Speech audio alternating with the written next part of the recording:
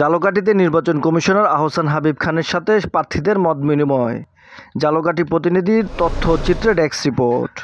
ঝালকাঠিতে নির্বাচন কমিশনার অবসরপ্রাপ্ত brigadier general Mohammad Ahsan Habib খানের সাথে উপজেলা পরিষদ নির্বাচনে বরিশাল, ঝালকাঠি ও পিরোজপুর জেলার প্রতিদ্বন্দ্বী প্রার্থীদের মত বিনিময় সভা অনুষ্ঠিত হয়েছে।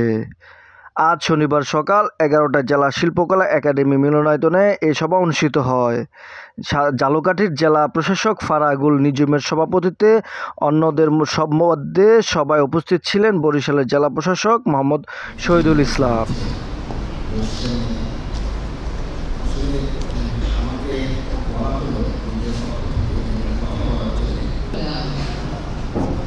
পিরোজপুরের জেলা প্রশাসক জাহিদুর রহমান ও বরিশাল র্যাব ৮-এর অধিনায়ক কর্নেল জুবায়ের আলম শুভ।